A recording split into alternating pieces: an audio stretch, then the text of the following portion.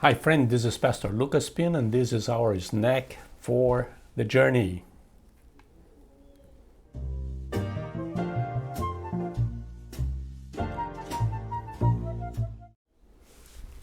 And this week we are in the first letter that Paul wrote to Timothy.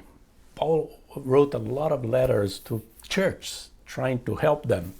But this letter here that we are studying, the first one, it's to Timothy. He left Timothy in Ephesus and to take care of the church, to help the church, the leadership and everything. And then he received news that it's hard for Timothy. He's a young pastor. He needs help.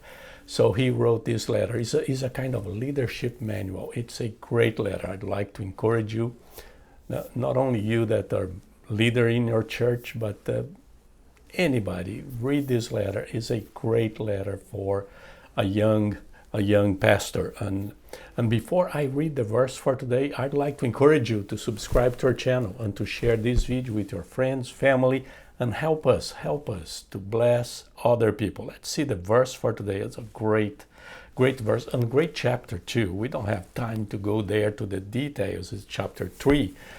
1 Timothy chapter 3 verse 1. Look what Paul wrote. Here is a trustworthy saying.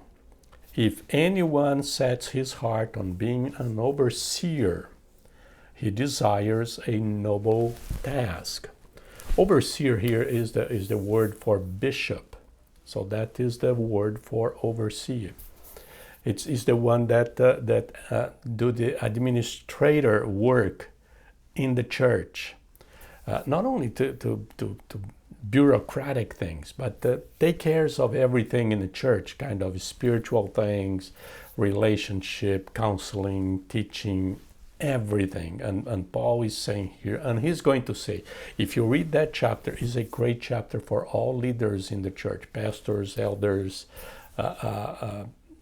deacons is there too. It's a great chapter. And Paul is saying it's a trustworthy saying if anyone sets his heart, and that is the goal here. Sometimes we try to find leaders and we try to twist their arms and force them. For Paul is the other way around. The person has to have that desire to do that, to be involved in the leadership. And then he's going to give, in this chapter here, he's going to give all the details of what that person should do, the maturity in the Christian life, the work and family. He goes all over the place, relationship. It's a great chapter because he's going to do that. But the first thing that Paul puts here is the heart, the desire. The desire, that is what Paul says. If anyone sets his heart on being an overseer, is the desire to do that. Desire to become a leader.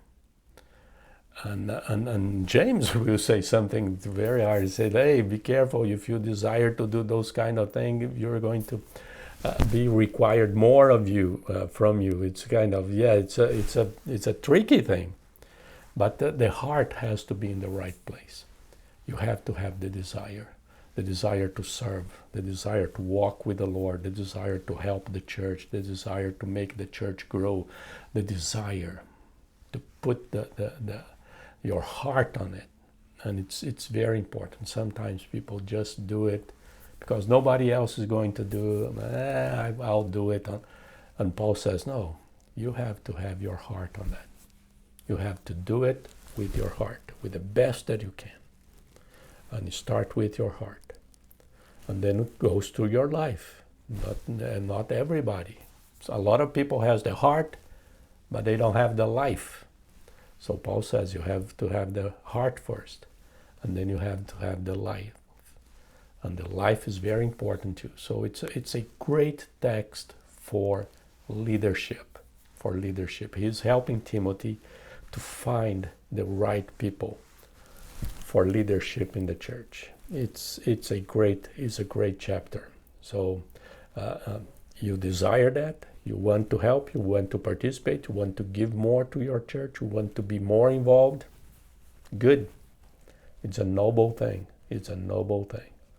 And this is our snack for today. God bless you.